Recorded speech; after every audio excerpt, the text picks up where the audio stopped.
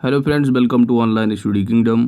दोस्तों, यूपी घटना चक्र बुक सीरीज का जो चल रहा है, इसमें हम लोग अभी तक पाठ्यक्रम के हिसाब से, सिलेबस के हिसाब से जो पहला क्रमांक रहा भारतीय इतिहास, उसको कवर कर लिया है, थ्योरी प्लस एमसीक्यूज को।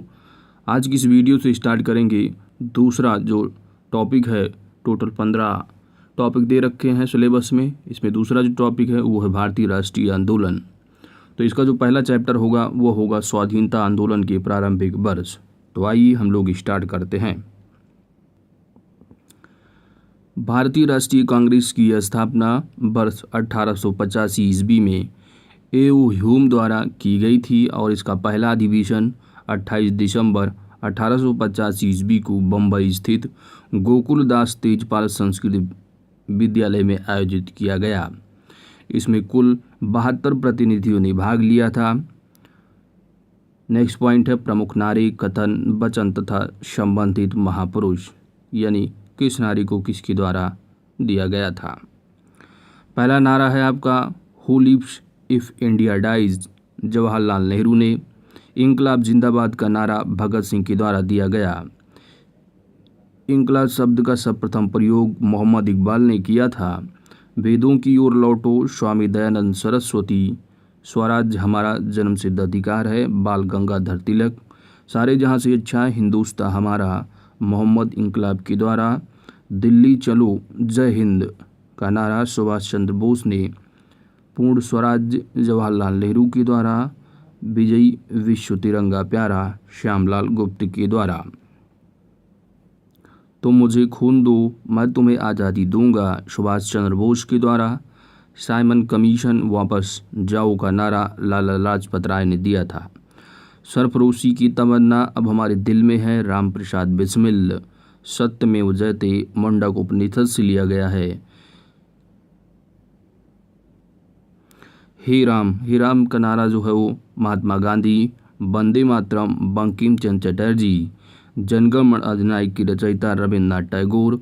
आराम हराम है या जवाहरलाल नेहरू ने कहा था। जय जवान जय किसान लाल बहादुर शास्त्री। जय जवान जय किसान जय विज्ञान किसने कहा था? तो ये अटल बिहारी वाजपेयी ने। भारतीय राष्ट्रीय आंदोलन के पहले अधिवेशन की अध्यक्षता Vyom Chandra Banerjee that is W.C. Banerjee ने की थी तथा इसकी प्रथम महासचिव स्वयं ए.ओ. ह्यूम थे। भारतीय राष्ट्रीय कांग्रेस की स्थापना के समय भारत का वायसराय लॉर्ड डफरिन था, जिसका कार्यकाल 1884 से 88 ईस्वी तक रहा। लॉर्ड डफरिन ने कांग्रेस का ये कहकर मजाक उड़ाया था कि यह सूक्ष्मदर्शी अल्पसंख्यकों की संस्था है। कांग्रेस का दूसरा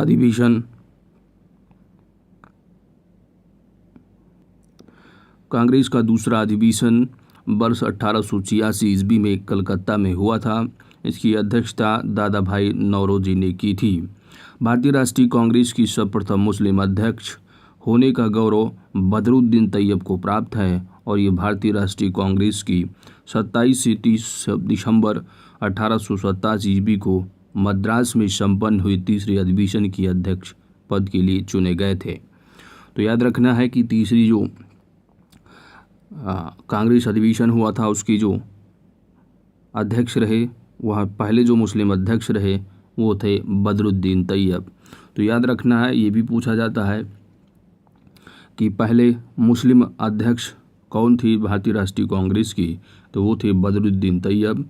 जो कि अधिवेशन रहा वो रहा तीसरा अधिवेशन। कहाँ संपन्न हुआ था? मद्रास में। भारतीय राष्ट्रीय कांग्रेस का प्रथम निर्वाचित यूरोपीय अध्यक्ष कौन था? तो जॉर्ज यूले।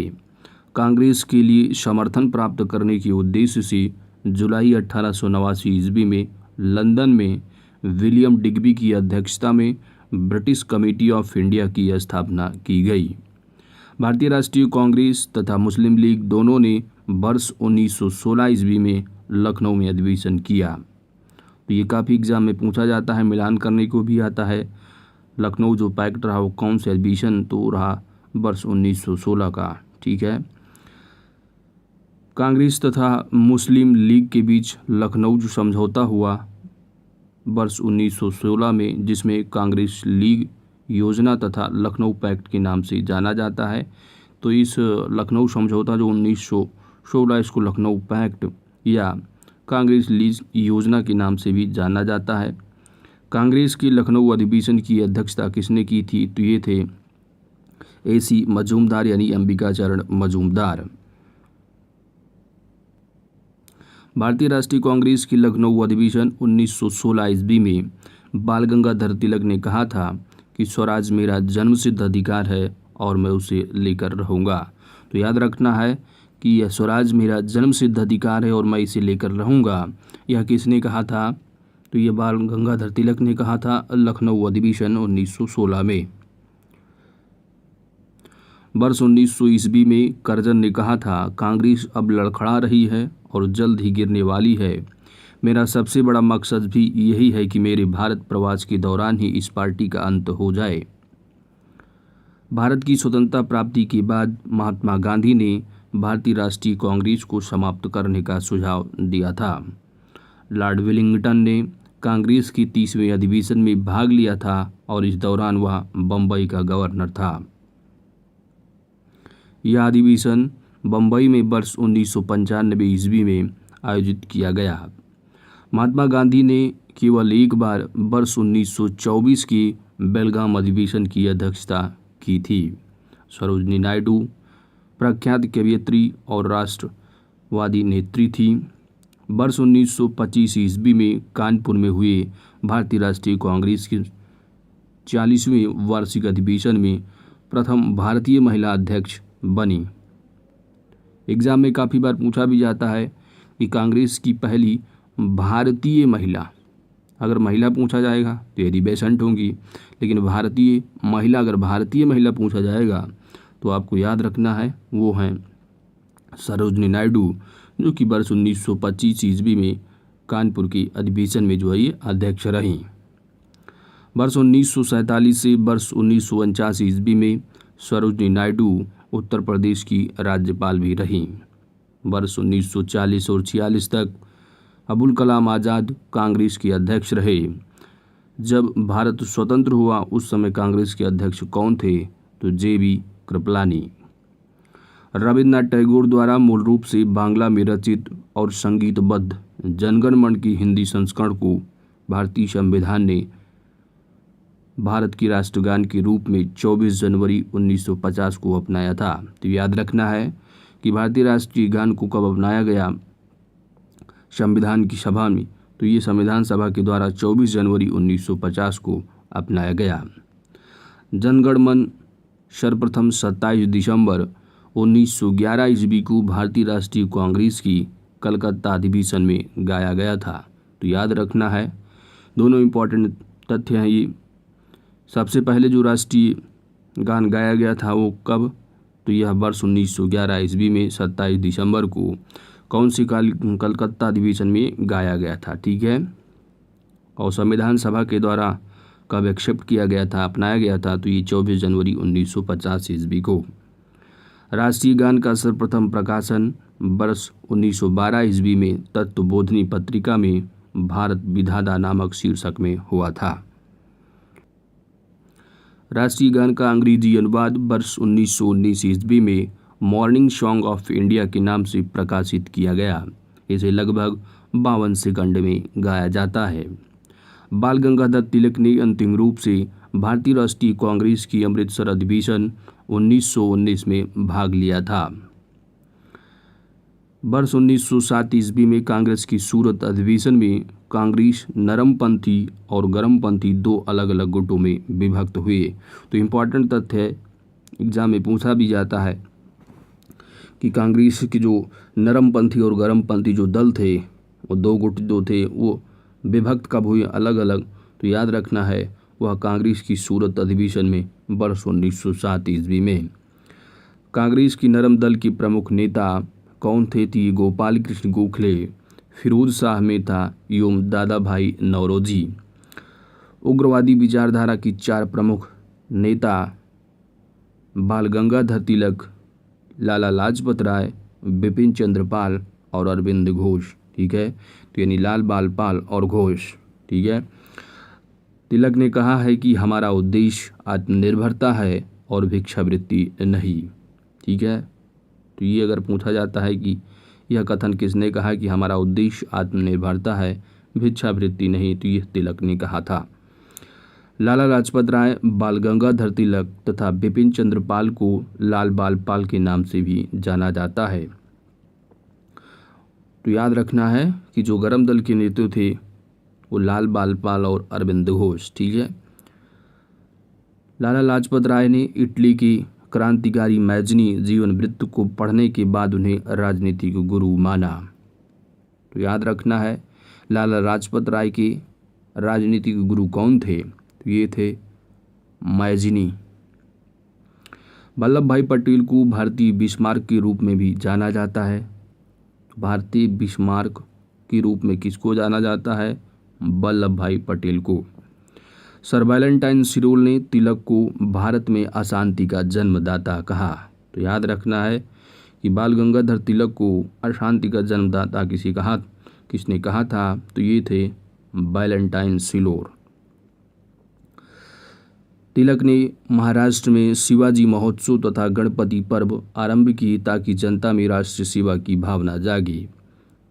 तो ये जो महाराष्ट्र में जो गणपति महोत्सव आज भी होता है पर्व, शिवाजी महोत्सव, इसका प्रारंभ किसके द्वारा किया गया था? तो बाल गंगाधर तिलक के द्वारा।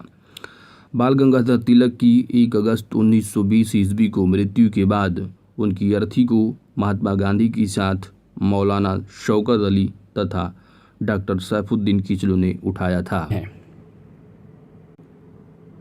पहला पॉइंट है कि ब्रिटिश सरकार ने 20 जुलाई 1905 ईस्वी को बंगाल विभाजन के निर्णय की घोषणा कर दी। 16 अक्टूबर 1905 ईस्वी को बंगाल विभाजन प्रभावी हो गया। तो याद रखना है, अगर क्वेश्चन पूछा जाता है कि बंगाल विभाजन कब हुआ, तो आपको याद रखना है 16 अक्टूबर 1905 ईस्वी को। बंगाल विभाजन का निर्णय कब लिया गया? तो 20 जुलाई 1905 ईस्वी को। 16 अक्टूबर को पूरे बंगाल में शोक दिवस के रूप में मनाया गया। रविन्द्रनाथ टैगोर की सुझाव पर संपूर्ण बंगाल में इस दिन को राखी दिवस के रूप में मनाया गया। बंगाल का विभाजन लॉर्ड कर्जन के कार्यकाल में वर्ष 1905 ईस्वी में किया गया था। स्वदेशी आंदोलन का प्रारंभ का जो तात्कालिक कारण रहा वह बंगाल विभाजन था। स्वदेशी आंदोलन के समय आंदोलन के प्रति जन समर्थन एकत्र करने के उद्देश्य से अश्वनी कुमार दत्त ने स्वदेश बांधव समिति की स्थापना की थी। स्वदेशी आंदोलन के दौरान वंदे मातरम भारतीय राष्ट्रीय आंदोलन का शीर्षक गीत बना। ब्रिटिश पत्रकार ESW नेविन्सन स्वदेशी आंदोलन से जुड़े थे। राष्ट्रीय आंदोलन के बढ़ते प्रभाव के वातावरण में अवनींद्रनाथ टैगोर ने वर्ष 1907 ईस्वी में अपने बड़े भाई गगनेंद्र नाथ के साथ मिलकर Indian society of oriental art की स्थापना की। दादा भाई नौरोजी को लोग श्रद्धा से भारत के वयोवृद्ध नेता grand old man of India के नाम से स्मरण करते हैं। वर्ष 1892 ईस्वी में दादा भाई नौरोजी पहले भारतीय थे जो उदारवादी दल की ओर से फिंसबरी से ब्रिटिश संसद के सदस्य चुने गए। दादा भाई नौरोजी पहले भारतीय थे जो एल्फिंस्टन कॉलेज बम्बई में गणित एवं भौतिक के प्रोफेसर नियुक्त हुए थे। दादा भाई नौरोजी ने एक गुजराती पत्रिका रफ्त गुप्तार की शुरुआत वर्ष 1851 ईस्वी में की थी। वर्ष 1907 ईस्वी में मुस्लिम लीग का वार्षिक अधिवेशन कराची में तथा वर्ष 1908 ईस्वी में अमृतसर में हुआ था। वर्ष 1908 ईस्वी में लंदन में मुस्लिम लीग की एक शाखा सैयद अमीर अली ने स्थापित की थी और वर्ष 1905 ईस्वी में लॉर्ड कर्जन के स्थान पर लॉर्ड मिंटो को भारत का वायसराय नियुक्त किया गया तथा जॉन मार्ले को भारत सचिव। भारतीय परिषद अधिनियम 1909 जिसे मार्लेमेंटो सुधार के नाम से भी जाना जाता है, इसका सबसे बड़ा जो दोष रहा वह सांप्रदायिक प्रतिनिधित्व प्रणाली के तहत मुसलमानों के लिए पृथक निर्वाचन मंडल की स्थापना करना था। तो याद रखना है, अगर एग्जाम में क्वेश्चन पूछा जाता है कि सांप्रदायिक प्रतिनिधित्व प्रणाली के तहत मुसलमानों के लिए पृथक निर्वाचन मंडल की जो व्यवस्था की गई थी किशा एक्ट के हिसाब से, तो आपको याद रखना है वो है भारतीय परिषद अधिनियम 1909, जिसे मार्ले मिंटो सुधार के नाम से भी जाना जाता है। गांधी ने कहा था कि मार्ले मिंटो सुधार 1909 के इंडियन काउंसिल एक्ट ने हमारा सर्वनाश कर दिया। वर्ष 1916 से वर्ष 1922 तक का काल इंडियन नेशनल कांग्रेस और मुस्लिम लीग के बीच मतैक्य का काल था। अप्रैल 1916 ईस्वी में तिलक ने एवं सितंबर 1916 में एनी बेसेंट ने अपनी अपनी होम रूल लीग की स्थापना की थी। तो अप्रैल में 1916 में सबसे पहले बाल गंगाधर तिलक ने, उसके बाद सितंबर में 1916 में एनी बेसेंट ने होम रूल लीग की स्थापना की थी। बेसेंट ने कॉमनवेल्थ तथा न्यू इंडिया और तिलक ने मराठा और केसरी के माध्यम से अपनी अपनी लीग का प्रचार किया। तिलक द्वारा स्थापित होम रूल लीग के प्रथम अध्यक्ष जोसेफ बैप्टिस्टा तथा सचिव जो थे वह NC केलकर थे। एनी बेसेंट द्वारा स्थापित लीग के सचिव जॉर्ज अरुंडेल थे। मोहनदास करमचंद गांधी का जन्म 2 अक्टूबर 1869 ईस्वी को गुजरात की पोरबंदर नामक स्थान पर हुआ। उनकी प्रारंभिक शिक्षा राजकोट में हुई। महात्मा गांधी का अल्पायु जो कि 13 वर्ष में ही कस्तूरबा गांधी के साथ विवाह हुआ था। करमचंद गांधी पोरबंदर, वांकानेर एवं राजकोट राज्यों के दीवान थे और ये गांधी जी के पिता थे। इनका उपनाम काबा गांधी था। गांधी ने दक्षिण भारत में 1894 ईस्वी में नटाल इंडियन कांग्रेस की स्थापना की थी। अपने सहयोगियों की सहायता से गांधी ने टॉलस्टॉय फार्म की स्थापना की और वहीं पर रहने लगे। महात्मा गांधी ने फिनिक्स जो कि डरबन साउथ अफ्रीका में है वर्ष 1904 ईस्वी में एक आश्रम स्थापित किया। फिनिक्स सत्य तथा अहिंसा गांधी की राम राज्य के युगल सिद्धांत थे। गांधी जी ने लुई फिशर से स्वयं कहा, मैं सच्चा समाजवादी हूँ, मेरी समाजवाद का अर्थ है सर्वोदय। गांधी के समाजवाद में मार्क्सवाद की भी झलक मिलती है। गांधी जी के सत्याग्रह सिद्धांत में सत्याग्रही का उद्देश्य शत्रु को पराजित करना नहीं है बल्कि उसका हृदय परिवर्तन करके उसे अपने अनुकूल बनाना है। गांधी जी 24 वर्ष की उम्र में 1893 ईस्वी में एक गुजराती व्यापारी दादा अब्दुल्ला का मुकदमा लड़ने के लिए दक्षिण अफ्रीका डरबन गए थे। महात्मा गांधी ने सर्वप्रथम वर्ष 1901 ईस्वी में आयोजित कांग्रेस के कलकत्ता अधिवेशन में भाग लिया था। तो याद रखना है कि कांग्रेस अधिवेशन में सबसे पहले जो भाग लिए थे वो वर्ष 1901 ईस्वी में, ठीक है। और यह कांग्रेस अधिवेशन के एक बार अध्यक्ष भी रहे हैं, वो था बेलगाम में वर्ष 1924 ईस्वी में, ठीक है। आगे देखेंगे मिलेगा। महात्मा गांधी ने वर्ष 1915 ईस्वी में अहमदाबाद के कोचरब क्षेत्र में सत्याग्रह आश्रम की स्थापना की थी। महात्मा गांधी ने स्वदेशी वस्त्रों को नष्ट करने को राष्ट्र की आत्मसम्मान से जोड़ते हुए कहा था कि स्वदेशी यानी जो विदेशी वस्त्रों की बर्बादी ही उनकी सर्वोत्तम व्यवहार हैं। धर्मनिरपेक्ष लेखकों में गांधीवादी विचारधारा को थोरो, रस्किन और टॉलस्टॉय ने सबसे अधिक प्रभावित किया। गांधी जी ने थोरो से सविनय अवज्ञा और करबंदी की प्रेरणा पाई। गांधी जी ने जाति विहीन अछूतों की दशा में सुधार के लिए कठोर संघर्ष किया। गांधी जी कहते थे कि हरिजन सेवा मेरा जीवन श्वास है, इसलिए इसके बिना मैं एक क्षण भी जिंदा नहीं रह सकता। वर्ष 1917 और 1918 ईस्वी के आरंभ में गांधी ने 3 संघर्षों चंपारण आंदोलन जो कि बिहार का रहा, अहमदाबाद और खेड़ा दोनों गुजरात में हिस्सा लिया था। तो याद रखना है कि गांधी जी का जो सबसे पहला जो सत्याग्रह स्टार्ट हुआ था वह चंपारण सत्याग्रह रहा वर्ष 1917 ईस्वी का। चंपारण तथा खेड़ा आंदोलन किसानों का आंदोलन था, जबकि अहमदाबाद का आंदोलन औद्योगिक मजदूरों का आंदोलन था। एन.जी. रंगा ने महात्मा गांधी के चंपारण सत्याग्रह का विरोध किया था, जबकि रविंद्रनाथ टैगोर ने चंपारण सत्याग्रह के दौरान ही इन्हें महात्मा की उपाधि दी थी। तो याद रखना है कि चंपारण सत्याग्रह का जो विरोध किया गया था महात्मा गांधी के खिलाफ वो थे एन.जी. रंगा, जबकि महात्मा गांधी को जो है महात्मा की जो उपाधि दी गई गांधी जी को, महात्मा की उपाधि रविंद्रनाथ टैगोर ने दिया था चंपारण सत्याग्रह के दौरान, जबकि राष्ट्रपिता कहने वाले जो सबसे पहले थे सुभाष चंद्र बोस थे। ठीक है।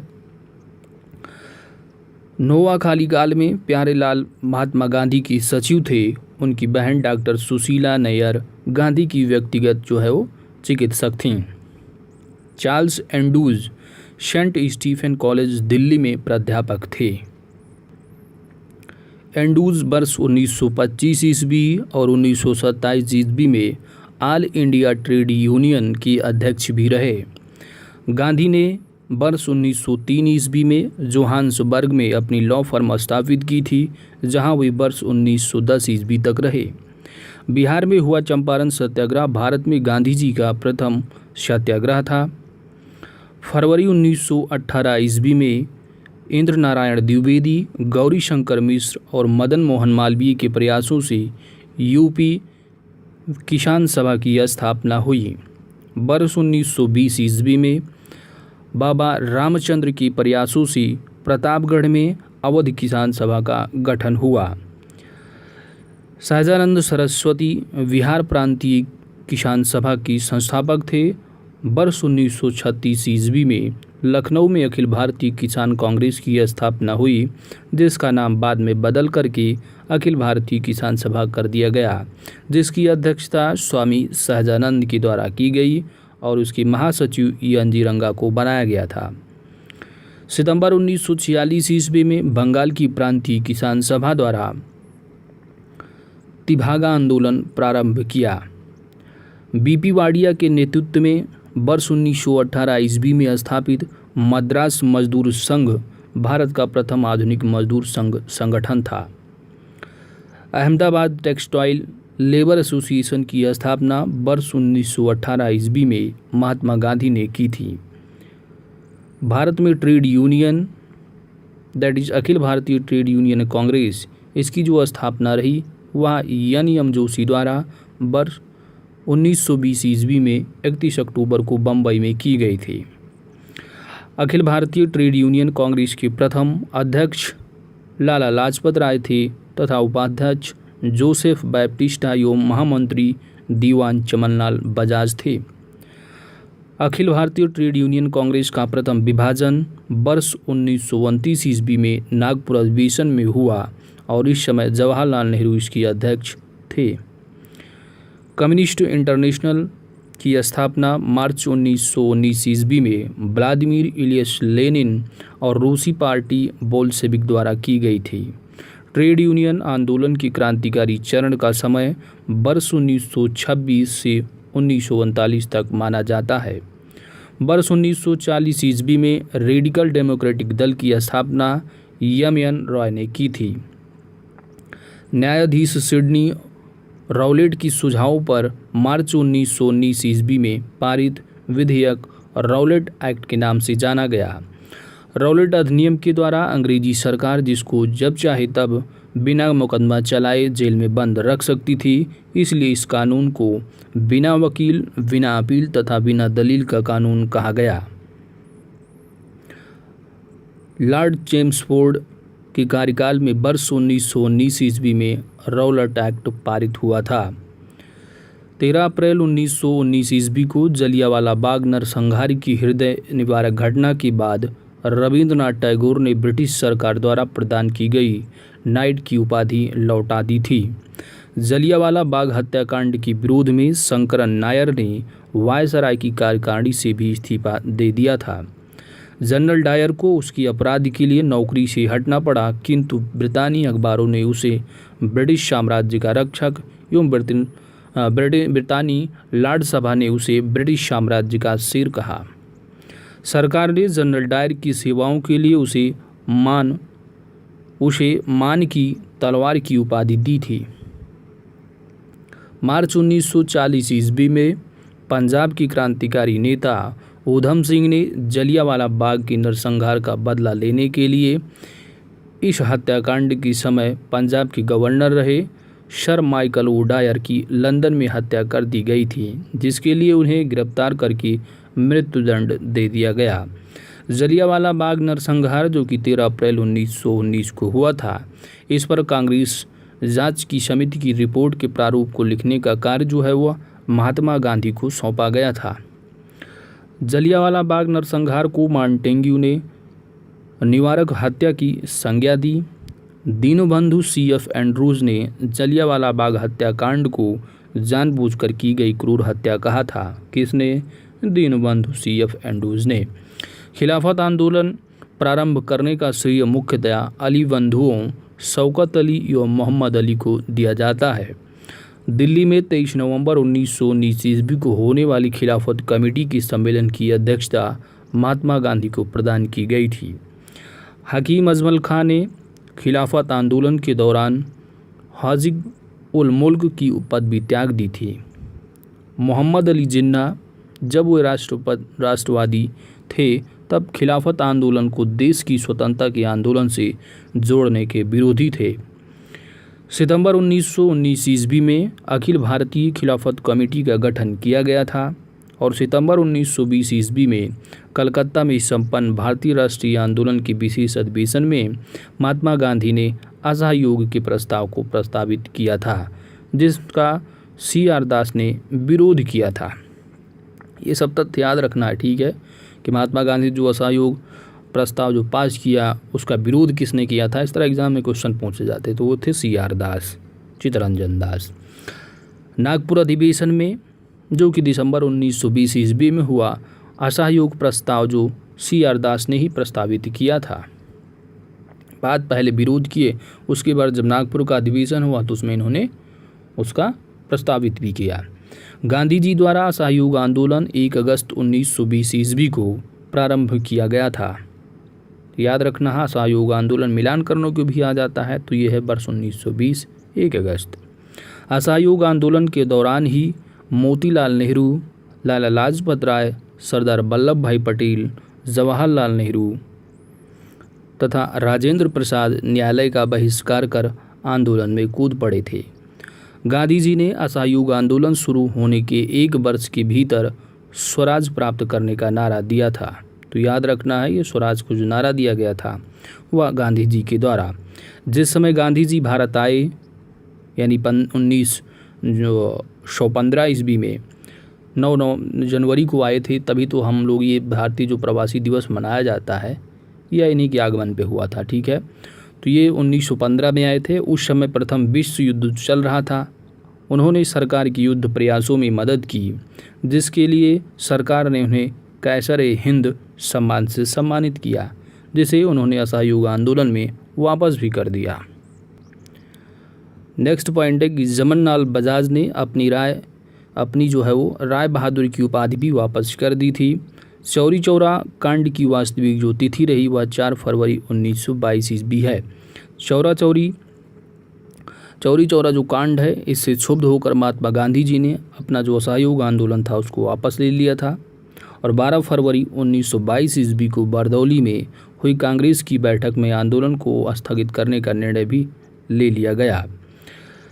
असहयोग आंदोलन के दौरान रविंद्रनाथ टैगोर ने विदेशी वस्त्रों को जलाए जाने को जो है अविवेकी या निष्ठुर बर्बादी भी कहा था।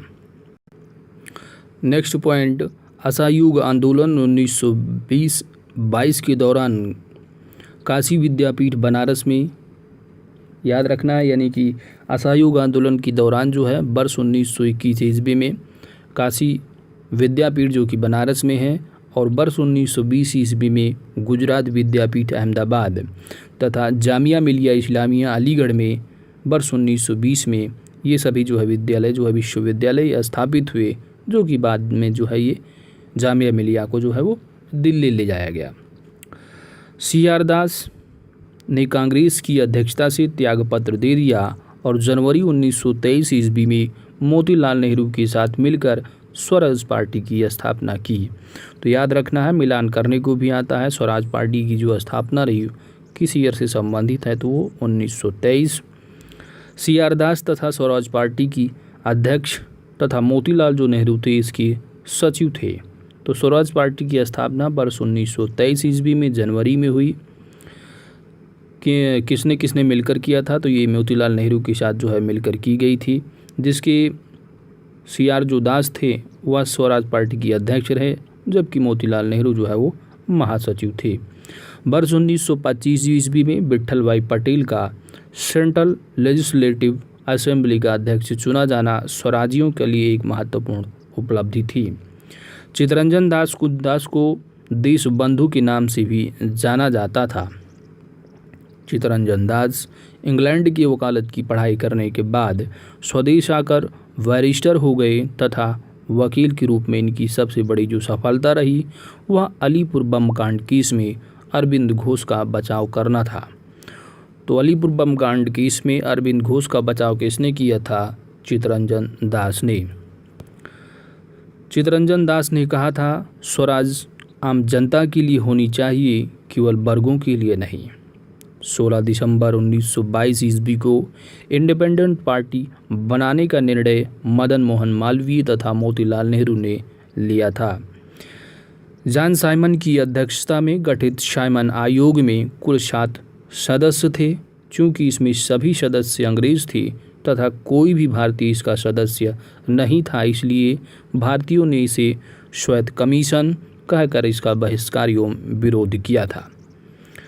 साइमन कमीशन के अध्यक्ष सर जॉन साइमन उदारवादी दल के सदस्य थे, जबकि भारत की स्वतंत्रता के समय ब्रिटिश प्रधानमंत्री क्लीमेंट एटली इस कमीशन में श्रमिक दल के सदस्य के रूप में शामिल थे।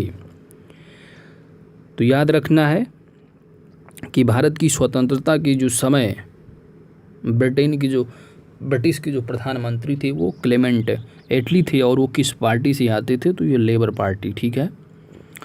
लाहौर में साइमन कमीशन विरोधी जुलूस का नेतृत्व करते समय पुलिस की लाठीचार्ज में लाला लाजपत राय गंभीर रूप से घायल हो गए।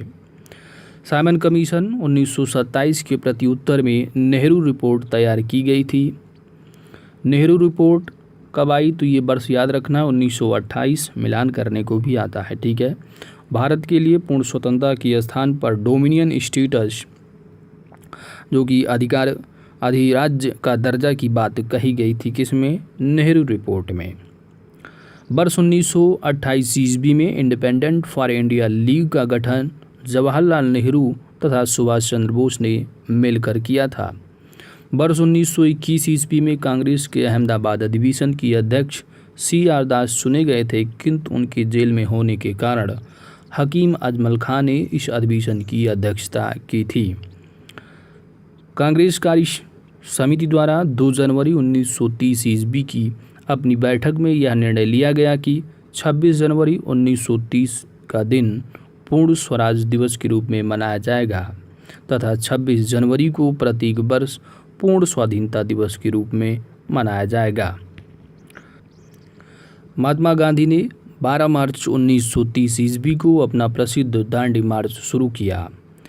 महात्मा गांधी ने साबरमती आश्रम से 78 चुने हुए साथियों के साथ सत्याग्रह के लिए कूच किया और 24 दिनों की लंबी यात्रा के बाद गांधी ने 6 अप्रैल 1930 ईस्वी को दांडी में सांकेतिक रूप से नमक कानून भंग किया और इस प्रकार नमक कानून तोड़कर उन्होंने औपचारिक रूप से सविनय अवज्ञा आंदोलन का शुभारंभ किया। तो याद रखना है कि जो दांडी मार्च जो शुरू किया गया था वह 12 मार्च 1930 को और नमक जो तोड़कर जो कानून भंग किया गया था याद रखना है वो 6 अप्रैल 1930 ईस्वी को। ठीक है। डेट इंपॉर्टेंट है, पूछी जाती एग्जाम में। सुभाष चंद्र बोस ने गांधी जी के दांडी मार्च की तुलना नेपोलियन के एल्बा से पेरिस मार्च से की थी। तो गांधी जी की जो दांडी मार्च रही वह नेपोलियन के एल्बा से पेरिस मार्च से इसकी जो तुलना की गई थी किसके द्वारा? तो सुभाष चंद्र बोस ने इसकी तुलना की थी। तमिलनाडु में गांधीवादी नेता C राजगोपालाचारी ने पल्ली के वेदारण्यम तक की नमक यात्रा की। तो याद रखना है कि दांडी मार्च का नेतृत्व जो साउथ से तमिलनाडु में किया गया था किसके द्वारा, सी राजगोपालाचारी के द्वारा। सविनय अवज्ञा आंदोलन के दौरान धरसना नमक गोदाम पर कांग्रेस कार्यकर्ताओं के धावे से पूर्व महात्मा गांधी को 5 मई 1930 ईस्वी को गिरफ्तार करके यरवदा जेल भेज दिया गया था। उनके स्थान पर अब्बास तैयब जी आंदोलन के नेता हुए। ठीक है, तो ये पॉइंट इंपॉर्टेंट है कि जब गांधी जी को जेल भेज दिया गया उसके बाद इसका नेतृत्व किसने किया था, तो वो थे अब्बास तैयब जी। अब्बास तैयब जी की गिरफ्तारी के बाद इनको भी बाद में गिरफ्तार कर लिया। उसके बाद श्रीमती सरोजिनी नायडू आती हैं। इनको 21 मई को धरसना नमक गोदाम पर धावे का नेतृत्व फिर इसने किया। इस लोमहर्षक घटना का विवरण अमेरिकी पत्रकार जो है बेब मिलर ने प्रस्तुत किया था। उत्तर पश्चिमी सीमा प्रांत में खान अब्दुल गफ्फार खां के नेतृत्व में खुदाई खिदमतगार नामक स्वयंसेवक संघ स्थापित किया गया और इसे जो है लाल कुर्ती के नाम से भी जाना जाता है। किसको, खान अब्दुल गफ्फार खान।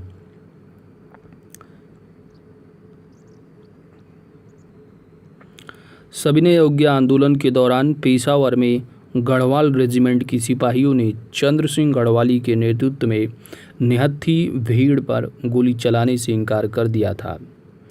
सविनय अवज्ञा आंदोलन के दौरान मणिपुर की जनजातियों ने भी सक्रिय भागीदारी दिखाई और यहाँ पर आंदोलन का नेतृत्व हाइपो जदोनांग तथा उनके पश्चात नगा जनजाति की महिला गैडिनल्यू ने किया था। इसे जिया तरंग आंदोलन कहा जाता है।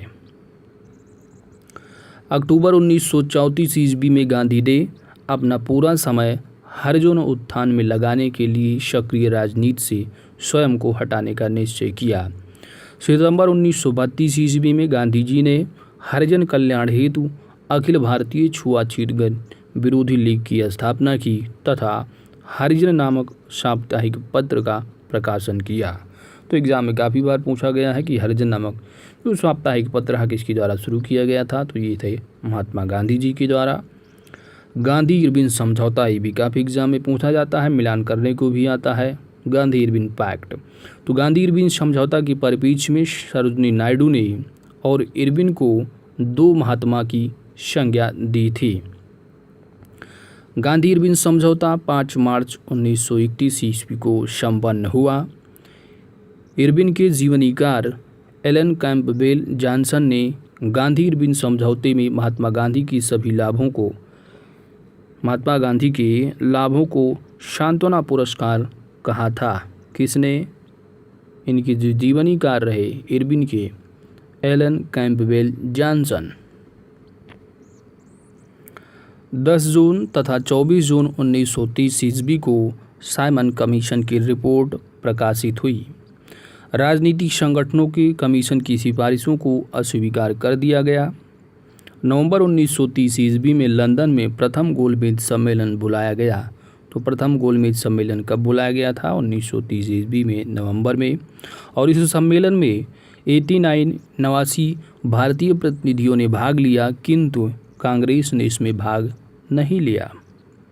प्रथम गोलमेज सम्मेलन में एंग्लो इंडियन का प्रतिनिधित्व के.टी. पाल ने किया था। गोलमेज सम्मेलन का उद्घाटन ब्रिटिश सम्राट जॉर्ज पंचम ने किया तथा इसकी अध्यक्षता ब्रिटिश प्रधानमंत्री रैमजी मैकडोनाल्ड ने की थी। 7 सितंबर 1931 से 1 दिसंबर 1931 तक चले द्वितीय गोलमेज सम्मेलन में महात्मा गांधी ने कांग्रेस के एकमात्र प्रतिनिधि के रूप में हिस्सा लिया। तो याद रखना है कि प्रथम गोलमेज सम्मेलन जो रहा उसमें किसी ने हिस्सा नहीं लिया था, लेकिन द्वितीय गोलमेज सम्मेलन में कांग्रेस की ओर से जो हिस्सा लेने वाले थे वो महात्मा गांधी थे।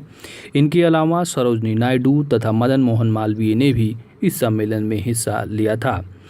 गांधी जी यस राजपूताना नामक जलपोत से लंदन पहुँचे तथा वे लंदन के किंग्सले हॉल में ठहरे थे।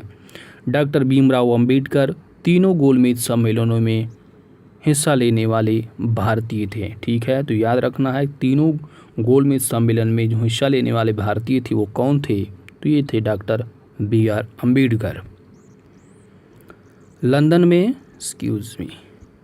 लंदन में तीसरा गोलमेज सम्मेलन 17 नवंबर 1932 ईस्वी से 24 दिसंबर 1932 ईस्वी तक चला। कांग्रेस ने इस सम्मेलन का बहिष्कार किया। गांधी इरविन समझौता को मंजूरी देने के लिए सरदार वल्लभ भाई पटेल की अध्यक्षता में 26 से 31 मार्च 1931 ईस्वी को कांग्रेस का कराची अधिवेशन हुआ। कराची अधिवेशन में पहली बार कांग्रेस ने मौलिक अधिकारों और राष्ट्रीय आर्थिक कार्यक्रमों से संबद्ध प्रस्ताव पारित किया। कराची अधिवेशन की अध्यक्षता सरदार वल्लभ भाई पटेल ने की थी और कराची अधिवेशन में कुछ लोगों के विरोध करने पर गांधी जी ने कहा था, गांधी मर सकता है, गांधीवाद नहीं। यह पहला अवसर था जब पूर्ण स्वराज्य को कांग्रेस द्वारा परिभाषित किया गया।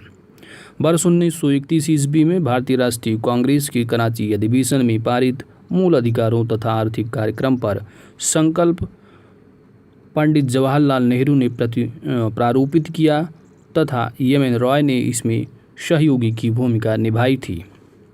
सुभाष चंद्र बोस ने भारतीय राष्ट्रीय कांग्रेस के कराची अधिवेशन को महात्मा गांधी की लोकप्रियता और सम्मान की पराकाष्ठा माना है। 16 अगस्त 1932 ईस्वी को रैमजे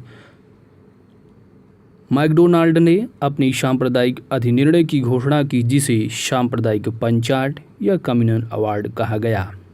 गांधी जी ने अपना पहला आमरण अनशन 20 सितंबर 1932 ईस्वी को यरवदा जेल में रहते हुए ब्रिटिश प्रधानमंत्री रैमजे मैकडोनाल्ड की सांप्रदायिक निर्णय के विरुद्ध प्रारंभ किया था। 24 सितंबर 1932 ईस्वी को पुनः समझौता हस्ताक्षरित हुआ। दलित वर्ग की ओर से डॉक्टर बी.आर. अम्बेडकर ने तथा हिंदू जाति की ओर से पंडित मदन मोहन मालवीय ने पुनः समझौते पर हस्ताक्षर किए। सांप्रदायिक अवार्ड में प्रांतीय विधानमंडलों में दलितों के लिए सुरक्षित सीटों की जो संख्या थी वो थी 71, जिसे पूना पैक्ट में बढ़ा करके 148, जिसमें कि मद्रास 30, सिंधु सहित बम्बई 15, पंजाब 8, बिहार और उड़ीसा, तो ये सारी सीटें थी। तो याद रखना है तो 71 थी, इसको बढ़ाकर 148 कर दिया गया। ठीक है। दलित वर्गों का संघ की स्थापना किसने की थी? तो बाबू जगजीवन राम ने। इन्हें depressed class league. All India schedule caste federation की स्थापना डॉक्टर बी.आर. अम्बेडकर ने वर्ष 1942 ईस्वी में की थी तथा all India depressed class association की स्थापना वर्ष 1926 ईस्वी में एम.सी. राजा की अध्यक्षता में हुई थी। 14 अगस्त 1931 ईस्वी को बम्बई में महात्मा गांधी से वार्ता के दौरान डॉक्टर बी.आर. अम्बेडकर ने कहा था, इतिहास बताता है कि महात्मा गांधी क्षणिक भूत की भांति धूल उठाते हैं लेकिन अस्तर नहीं उठाते। जयप्रकाश नारायण को लोकनायक के नाम से जाना जाता है। तो याद रखना है लोकनायक नाम से किसे जाना जाता है? तो ये है जयप्रकाश नारायण। वर्ष 1935 के भारत सरकार अधिनियम के आधार पर फरवरी 1937 ईस्वी में प्रांतीय विधानमंडलों के चुनाव हुए, जिनमें कांग्रेस ने अपनी प्रतिद्वंदी दलों को सफाया करते हुए 5 प्रांतों मद्रास, बिहार, मध्य प्रांत, संयुक्त प्रांत, उड़ीसा में पूर्ण बहुमत प्राप्त किया। वर्ष 1935 की अधिनियम के उपरांत वर्ष 1937 में हुए चुनाव में गठित कांग्रेस मंत्रिमंडलों का कार्यकाल 28 महीने का था।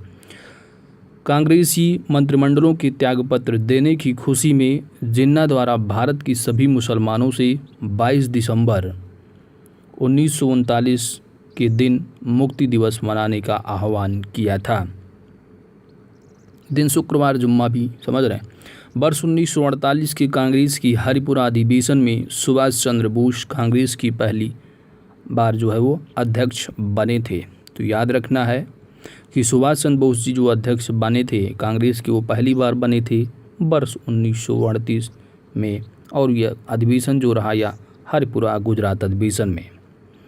वर्ष 1939 की त्रिपुरी मध्य प्रदेश अधिवेशन में वे गांधी जी द्वारा समर्पित पट्टाभी सीतारामैया को पराजित करके सुभाष चंद्र बोस कांग्रेस की दूसरी बार अध्यक्ष बने, परंतु कार्यकारिणी के गठन के प्रश्न पर गांधी जी से मतभेद के कारण उन्होंने त्यागपत्र दे दिया, जिसके बाद डॉक्टर राजेंद्र प्रसाद कांग्रेस के अध्यक्ष बने। वर्ष 1939 ईस्वी में त्रिपुरी संकट के बाद कांग्रेस की अध्यक्ष से त्यागपत्र के बाद सुभाष चंद्र बोस ने फॉरवर्ड ब्लॉक की स्थापना की थी। तो फॉरवर्ड ब्लॉक किसके द्वारा स्थापित किया गया था? सुभाष चंद्र बोस के द्वारा वर्ष 1939 ईस्वी में। बटलर समिति, तो बटलर जो कमेटी का गठन रहा वह वर्ष 1927 ईस्वी में किया गया था। इसे भारतीय रियासत समिति भी कहते हैं। किसको? बटलर समिति को। दिसंबर 1927 ईस्वी में अखिल भारतीय राज्य जन कॉन्फ्रेंस का आयोजन किया गया। ब्रिटिश भारत तथा रजवाड़ों के राजनीतिक संघर्षों की साझी राष्ट्रीय लक्ष्यों को सामने रखने के लिए जवाहरलाल नेहरू को वर्ष 1939 ईस्वी में भारत प्रजा मंडल का अध्यक्ष चुना गया था। किसको? जवाहरलाल नेहरू। भारतीय संघ में अधिकांश रजवाड़ों का विलय वर्ष 1947 ईस्वी में हुआ था। 15 अगस्त 1947 तक सिवाय जूनागढ़, जम्मू एवं कश्मीर तथा हैदराबाद को छोड़कर सभी जो रजवाड़े थे वो भारत में शामिल हो गए। कौन कौन से शामिल नहीं थे? जूनागढ़, जम्मू एवं कश्मीर और हैदराबाद। तथा वर्ष 1948 के अंत तक इन तीनों रियासतों यानी जूनागढ़, जम्मू कश्मीर और हैदराबाद को भी इसके लिए बाध्य होना पड़ा। 26 अक्टूबर 1947 ईस्वी को कश्मीर के महाराजा हरि सिंह ने भारत में विलय के लिए हस्ताक्षर पत्र पर प्रधानमंत्री जवाहरलाल नेहरू को सौंपे। ठीक है, तो वो कौन थे? महाराजा हरि सिंह। जवाहरलाल नेहरू ने शेख अब्दुल्ला को प्रधानमंत्री नियुक्त करवाया तथा भारतीय सेना ने 27 अक्टूबर 1947 से पाकिस्तान की कबायली आक्रांताओं को भगाना आरंभ किया। यथावत समझौते 29 नवंबर 1947 को हैदराबाद रियासत एवं डोमिनियन ऑफ इंडिया के मध्य हस्ताक्षर हुआ। कब? 29 नवंबर 1947 को। नेक्स्ट पॉइंट आगे चलते हैं। लॉर्ड लिनलिथगो ने 17 अक्टूबर 1939 ईस्वी को भारत को जर्मनी के विरुद्ध युद्धग्रस्त घोषित कर दिया। द्वितीय विश्व युद्ध 1 दिसंबर 1939 ईस्वी को जर्मनी की पोलैंड पर आक्रमण के साथ प्रारंभ हुआ था, जो कि 6 वर्षों के बाद जापान के हिरोशिमा एवं नागासाकी पर आक्रमण द्वारा परमाणु बम गिराए जाने के बाद अगस्त 1945 में समाप्त हुआ। विंस्टन चर्चिल द्वितीय विश्व युद्ध के दौरान ब्रिटेन के प्रधानमंत्री थे। तो याद रखना है कि जो द्वितीय विश्व युद्ध रहा इसके दौरान जो ब्रिटेन के प्रधानमंत्री थे वो थे विंस्टन चर्चिल। कैम्ब्रिज विश्वविद्यालय के एक छात्र चौधरी रहमत अली ने वर्ष 1933 ईस्वी में पाकिस्तान शब्द का सर्वप्रथम प्रयोग now or never, or we two live or perish forever नाम से वितरित अपने पैम्पलेट जो है वो पब्लिश किया था। 22 से 24 मार्च 1940 ईस्वी तक मुस्लिम लीग का अधिवेशन लाहौर में हुआ, जिसकी अध्यक्षता मोहम्मद अली जिन्ना ने की थी। लाहौर अधिवेशन में भारत से अलग एक मुस्लिम राष्ट्र पाकिस्तान की मांग की गई। किस अधिवेशन में? लाहौर अधिवेशन में। सरोजिनी नायडू ने मोहम्मद अली जिन्ना को हिंदू मुस्लिम एकता का दूत कहा था। जवाहरलाल नेहरू ने अपनी पुस्तक डिस्कवरी ऑफ इंडिया के पृष्ठ पेज नंबर 352 पर उल्लेख किया है कि मोहम्मद इकबाल ने उनसे मुलाकात के दौरान कहा था कि आप एक राष्ट्रभक्त हैं, जबकि जिन्ना एक राजनीतिज्ञ हैं। व्यक्तिगत सत्याग्रह की शुरुआत 17 अक्टूबर 1940 ईस्वी को हुई। तो याद रखना है व्यक्तिगत या व्यक्तिगत जो सत्याग्रह है यह मिलाने को भी आता है, तो यह 1940 का है 17 अक्टूबर। विनोबा भावे इसके प्रथम सत्याग्रही थे और पंडित जवाहरलाल नेहरू दूसरे। सर्वोदय शब्द का प्रयोग सर्वप्रथम महात्मा गांधी ने किया था। विनोबा भावे द्वारा गांधी जी के आदर्शों के प्रचार के लिए सर्वोदय समाज की स्थापना की गई थी। महात्मा गांधी ने क्रिप्स मिशन प्रस्ताव को उत्तर तिथीय चेक की संज्ञा दी थी। तो क्रिप्स मिशन को पोस्ट डेटेड चेक किसने कहा था? तो ये थे महात्मा गांधी। क्रिप्स मिशन के साथ कांग्रेस की आधिकारिक वार्ताकार पंडित जवाहरलाल नेहरू एवं मौलाना आज़ाद थे। तो दोस्तों इसी के VD Savarkar that is Vinayak Damodar Savarkar द्वारा 1899 में जो स्थापित की गई थी मित्र मेला, इसको जो है वर्ष 1904 में एक गुप्त सभा अभिनव भारत में परिवर्तित कर दिया गया। तो याद रखना है मित्र मेला या अभिनव भारत अगर पूछा जाता है तो इसके स्थापनाकर्ता जो रहे संस्थापक वीडी सावरकर। जतीन्द्रनाथ मुखर्जी बंगाल के एक क्रांतिकारी नेता थे। अनुशीलन समिति की स्थापना मूलतः प्रमथ मित्र, पी मित्र और पुलिनदास द्वारा की गई थी। जून 1897 ईस्वी में चापीकर बंधुओं ने पूना की प्लेग कमेटी के अध्यक्ष रैंड और लेफ्टिनेंट आयर्स की हत्या कर दी थी। देश में उचित ढंग से क्रांतिकारी आंदोलन का संचालन के उद्देश्य से अक्टूबर 1924 ईस्वी में युवा क्रांतिकारियों ने कानपुर में एक सम्मेलन बुलाया तथा Hindustan Republic association that is HRA नामक क्रांतिकारी संगठन की स्थापना की। तो याद रखना है कि हिंदुस्तान रिपब्लिक एसोसिएशन की स्थापना वर्ष 1924 में हुई है। हिंदुस्तान रिपब्लिक एसोसिएशन 9 अगस्त 1925 ईस्वी को उत्तर रेलवे के लखनऊ सहारनपुर संभाग की काकोरी नामक स्थान पर 8 down Saharanpur Lucknow passenger train पर डकैती डालकर सरकारी खजाना लूटा गया। यह घटना काकोरी कांड के नाम से प्रसिद्ध हुई। तो हिंदुस्तान रिपब्लिक एसोसिएशन की स्थापना अक्टूबर 1924 में हुई, जबकि काकोरी कांड जो हुआ लखनऊ पैसेंजर ट्रेन पर, ये है 9 अगस्त 1925 ईस्वी को।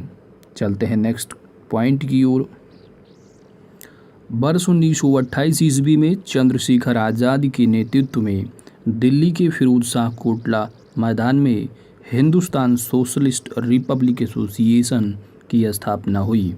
तो याद रखना है जो HRA था हिंदुस्तान रिपब्लिक एसोसिएशन, इसकी जो स्थापना रही वर्ष 1924 में, जबकि Hindustan socialist Republic association that is HSRA की स्थापना वर्ष 1928 में हुई थी।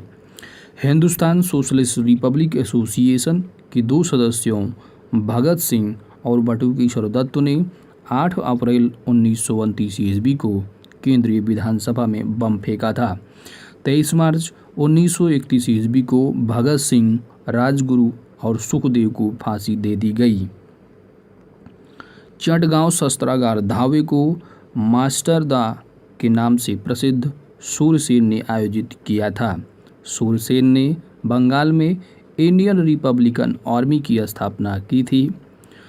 लाहौर षड्यंत्र केस के अंतर्गत गिरफ्तार जतिन दास ने जेल में राजनीतिक बंदी का दर्जा प्राप्त करने के लिए भूख हड़ताल की थी। 64 दिन की भूख हड़ताल के बाद 13 सितंबर 1929 ईस्वी को उनकी मृत्यु हो गई। नेक्स्ट पॉइंट, निष्क्रिय विरोध के सिद्धांत का प्रतिपादन अरविंद घोष ने अपनी पुस्तक वंदे मातरम में किया था।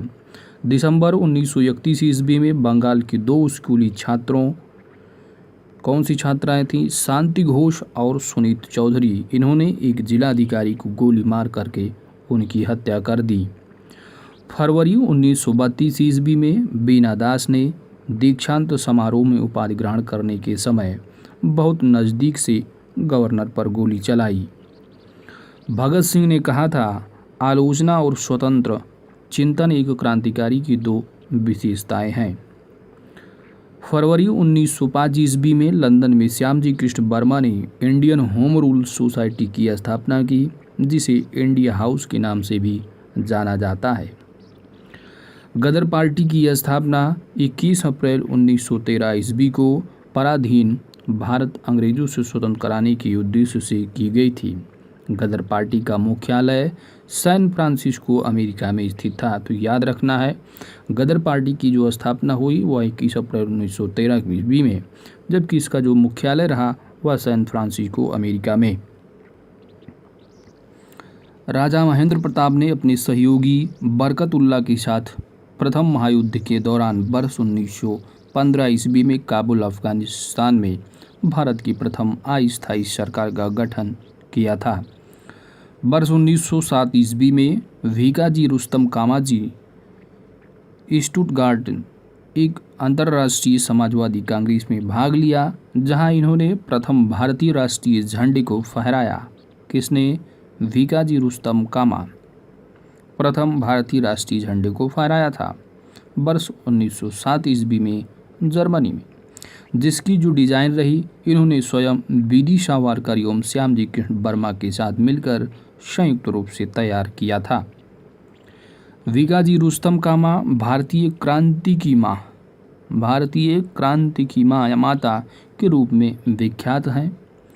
कामागाटा मारू कनाडा की यात्रा पर निकला एक जलपोत था, जिसे प्रथम विश्व युद्ध के दौरान भारत की गुरदीप सिंह ने किराए पर लेकर उस पर 376 यात्रियों को बैठाकर कनाडा के बंदरगाह वैंकूवर की यात्रा प्रस्थान किया था। ब्रिटिश सरकार ने कंपनी में व्याप्त भ्रष्टाचार एवं कुप्रशासन को दूर करने के लिए 1773 ईस्वी का रेगुलेटिंग एक्ट पारित किया। रेगुलेटिंग एक्ट 1773 के द्वारा सर्वप्रथम कलकत्ता में एक सर्वोच्च न्यायालय की स्थापना की गई। तो याद रखना, एग्जाम में पूछा जाता है कि कलकत्ता में इस सर्वोच्च न्यायालय की स्थापना हुई किस एक्ट के तहत, तो वह है रेगुलेटिंग एक्ट 1773। इसमें एक मुख्य न्यायाधीश तथा 3 अन्य न्यायाधीशों की व्यवस्था की गई। उच्चतम न्यायालय 1774 ईस्वी में गठित किया गया और एलिजा इम्पे इसके मुख्य न्यायाधीश तथा चैम्बर्स लिमेस्टर एवं हाइड अन्य न्यायाधीश नियुक्त हुए। तो देखिए, जो उच्च न्यायालय कलकत्ता में स्थापना की गई थी रेगुलेटिंग एक्ट 1773 के तहत, 1774 में इसकी जो है वो स्थापना की गई और इसके जो पहले मुख्य न्यायाधीश रहे वो थे एलिजा इम्फे। तो ये जो है लोअर वो जो पीसीएस का जो पेपर हुआ था लास्ट ईयर में, उसमें जो है अभी जो इसका 2016 वाला था ना, जो अभी पुनः जो है उसका पेपर हुआ था, तो उसमें पूछा गया था ये क्वेश्चन, समझ रहे हैं। तो इस तरह पूछे जाते हैं पॉइंट कि पहले मुख्य न्यायाधीश कौन रहे, तो ये एलिजा इम्फे। 1786 अधिनियम के अनुसार विशेष अवस्था में गवर्नर जनरल को अपनी परिषद के निर्णयों को रद्द करने तथा अपने निर्णय को लागू करने का अधिकार भी दे दिया गया। किस अधिनियम के अनुसार? 1786। कार्नवालिस जिला कलेक्टर को अधिक शक्तिशाली नहीं बनाने देना चाहता था, अतः उसने शक्ति की पृथक्करण सिद्धांत को अपनाया। ईस्ट इंडिया कंपनी के भारतीय व्यापार के एक अधिकार को, जो कि चाय एवं चीन के साथ व्यापार के अतिरिक्त 1873 के चार्टर एक्ट द्वारा समाप्त कर दिया गया। तो ईस्ट इंडिया कंपनी के भारतीय व्यापार के एक अधिकार को किस एक्ट के तहत समाप्त किया गया? 1813। 1813 के चार्टर एक्ट द्वारा भारत में शिक्षा पर 1 लाख रुपए वार्षिक खर्च करने का प्रावधान किया गया। तो भारत में शिक्षा पर 1 लाख रुपए खर्च करने का जो वार्षिक प्रावधान रहा किसके एक्ट के तहत? तो वह है 1813 का चार्टर एक्ट। चार्टर एक्ट 1833 द्वारा कंपनी के सभी वाणिज्यिक अधिकार समाप्त कर दिए गए तथा उसे भविष्य में केवल राजनैतिक कार्य ही करने थे। 1833 की अधिनियम द्वारा बंगाल का गवर्नर जनरल अब समूची भारत का गवर्नर जनरल बन गया। तो याद रखना, ये इंपॉर्टेंट पॉइंट है कि बंगाल के गवर्नर जनरल को समूची भारत का गवर्नर जनरल किस अधिनियम के द्वारा बनाया गया? तो वो था 1833 का अधिनियम। 1833 की अधिनियम के द्वारा कानून बनाने के लिए गवर्नर जनरल की परिषद में एक कानूनी सदस्य चौथे सदस्य के रूप में सम्मिलित किए गए। 1858 की भारत सरकार अधिनियम that is government of India act 1858 द्वारा भारतीय प्रशासन का नियंत्रण कंपनी से छीन कर की ब्रिटिश राजमुकुट को सौंप दिया गया। किस अधिनियम के तहत? 1858। इंडियन काउंसिल एक्ट 1861 के द्वारा गवर्नर जनरल को अध्यादेश जारी करने की शक्ति प्रदान कर दी गई। तो गवर्नर जनरल को अध्यादेश जारी करने की जो शक्ति प्राप्त हुई किस अधिनियम के तहत? तो यह है इंडियन काउंसिल एक्ट 1861। ये जो अध्यादेश हैं वो अधिक से अधिक 6 माह तक लागू रह सकते थे। 1861 के भारतीय परिषद अधिनियम द्वारा वायसराय की परिषद को कानून बनाने की शक्ति प्रदान की गई, जिसके तहत लॉर्ड कैनिंग ने विभागीय प्रणाली की शुरुआत की। भारतीय परिषद अधिनियम 1861 के द्वारा कानून बनाने के लिए वायसराय की कार्यकारी परिषद में न्यूनतम 6 और अधिकतम 12 अतिरिक्त सदस्यों की नियुक्ति से उसका विस्तार किया गया। बॉम्बे, मद्रास और कलकत्ता उच्च न्यायालयों की स्थापना ब्रिटिश संसद द्वारा पारित 1861 की भारतीय उच्च न्यायालय अधिनियम के तहत 1862 ईस्वी में की गई थी। मॉन्टेग्यू चेम्सफोर्ड की संस्तुति के आधार पर ही वर्ष 1922 ईस्वी में सिविल सेवा परीक्षा इंग्लैंड एवं भारत में एक साथ आयोजित की जाने लगी। तो यह वर्ष 1922 से भारत में प्रांतों में द्वैध शासन का प्रारंभ मॉन्टेग्यू चेम्सफोर्ड सुधारों से प्रारंभ किया गया, जिसे भारत सरकार अधिनियम 1919 भी कहा जाता है। ठीक है, ये द्वैध शासन है, समझ रहे हो। तो ये है 19 और 19, यानी ये डबल है, द्वैध। ठीक है, इस तरह थोड़ा ट्रिक बना के याद रखना है। वर्ष 1926 ईस्वी में भारत में एक लोक सेवा आयोग का गठन किया गया। तो भारत में जो लोक सेवा आयोग का जो गठन किया गया है यूनियन पब्लिक सर्विस कमीशन का, किस वर्ष में? वर्ष 1926 ईस्वी में। देख रहे हैं, आज़ादी से पहले। 1935 की अधिनियम के तहत लोक सेवा आयोग के स्थान पर संघीय लोक सेवा आयोग का गठन किया गया। तो याद रखना है कि जो लोक सेवा आयोग का गठन जो किया गया वह 1926 में, और लोक सेवा आयोग के स्थान पर संघीय, ठीक है, यूनियन पब्लिक सर्विस कमीशन का गठन जो किया गया वह वर्ष 1935 की अधिनियम के तहत। वर्ष 1937 से संघीय लोक सेवा आयोग ने ब्रिटिश लोक सेवा आयोग से स्वतंत्र परीक्षा आयोजित करना प्रारंभ किया। कब से? वर्ष 1937 से। वर्ष 1950 ईस्वी में संविधान के लागू होने के बाद संघीय लोक सेवा आयोग का नाम बदलकर संघ लोक सेवा आयोग कर दिया गया, संविधान लागू होने के बाद। ठीक है, 1935 की अधिनियम के द्वारा द्वैध शासन समाप्त करके प्रांतों को स्वायत्तता प्रदान की गई एवं केंद्र में द्वैध शासन लागू किया गया। किस अधिनियम के द्वारा? 1935। द्वैध शासन समाप्त किया गया, और द्वैध शासन लागू किसके तहत किया गया था? तो वो था 1919 का। ठीक है, भारत का वर्तमान संवैधानिक ढांचा बहुत कुछ 1935 की अधिनियम पर आधारित है। यानी जो हमारा जो संविधान कॉन्स्टिट्यूशन है, इसमें जो मैक्सिमम जो प्रोविज़न है वो भारत सरकार अधिनियम 1935 से मैक्सिमम है। ठीक है, बाकी 9, 2, 10, 11 जो कंट्री हैं वहाँ से एब्जॉर्ब किए लिए गए हैं। ठीक है, 1935 की अधिनियम के बारे में जवाहरलाल नेहरू ने कहा था कि एक कार जिसमें ब्रेक तो है पर इंजन नहीं है। तो 1935 अधिनियम के बारे में यह किसने कहा था कि एक कार में ब्रेक तो है लेकिन उसमें इंजन नहीं है? ये कहा था जवाहरलाल नेहरू ने। भारतीय राष्ट्रीय कांग्रेस ने अपने लखनऊ अधिवेशन में 1936 ईस्वी में भारत सरकार अधिनियम 1935 को अस्वीकार किया था। पंडित जवाहरलाल नेहरू ने भारत सरकार अधिनियम 1935, तो भारत सरकार अधिनियम 1935 को जवाहरलाल नेहरू ने गुलामी का अधिकार या दासता का आज्ञापत्र बताते हुए उसकी कठोर आलोचना की थी। किसने? जवाहरलाल नेहरू ने। कौन से अधिनियम को? 1935 के अधिनियम को। ठीक है, तो दोस्तों पहला पॉइंट है, वर्धा में 14 जुलाई 1942 ईस्वी को हुई कांग्रेस समिति की बैठक में भारत छोड़ो आंदोलन नामक प्रस्ताव पास किया गया। इसकी अध्यक्षता तत्कालीन कांग्रेस अध्यक्ष अबुल कलाम आज़ाद ने ही की थी। 7 अगस्त 1942 ईस्वी को बम्बई के ऐतिहासिक गोलिया टैंक में अखिल भारतीय कांग्रेस कमेटी की वार्षिक बैठक हुई, जिसमें वर्धा प्रस्ताव भारत छोड़ो की पुष्टि हुई। कुछ संसाधनों